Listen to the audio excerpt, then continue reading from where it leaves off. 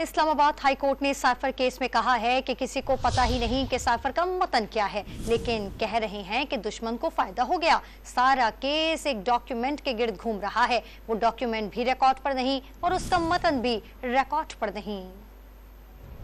Cipher case में सजा के खिलाफ बानी पीटीआई और शाह महमूद कुरैशी की अपील पर इस्लामाबाद हाई कोर्ट में समाअत। Chief justice Islamabad high court Aamir Farooq ने इस्तफसार किया कि एडवोकेट जनरल इस्लामाबाद के ऑफिस से कोई आया है। अदालत ने सुपरिटेंडेंट रियाला जेल से रिपोर्ट मंगवाई थी। अदालत को बताया गया कि सुपरिटेंडेंट रियाला जेल की जानिब से रिपोर्ट अभी तक पेश नहीं हो सकी। बानी पीटीआई के वकील बैरिस्टर सलमान सफदर ने दलाइल दिए कि साइफर ऑफिस 24 घंटे काम करता है और साइफर बजरिया ईमेल मौसूल हुआ। अदालत ने इस्तफसार किया कि अभी जो साइफर आता है वो बजरिया ईमेल कोडेड शक्ल में आता है। ऑफिसर उसको डाउनलोड करके डिकोड करेगा। सलमान सफदर ने बताया कि ओरिजिनल साइफर उसी के पास रुक जाएगा। सीक्रेट लैंग्वेज भी उसके ऊपर लिखी हुई है। सेक्रेटरी फॉरेन अफेयर्स इजाजत देता है कि साइफर किस किस के पास जाना है। साइफर की कॉपी जिसके पास भी जाए वो ओरिजिनल साइफर तस्वुर होगा। वकील ने कहा कि जब सुप्रीम कोर्ट के सामने ये केस सुना गया तो बेंच ने बार बार कहा कि इसको साइफर ना कहें। साइफर सिक्योरिटी के सीक्रेट कोड तक तो रसाई ही नहीं तो कैसे सिस्टम कॉम्प्रोमाइज हो गया।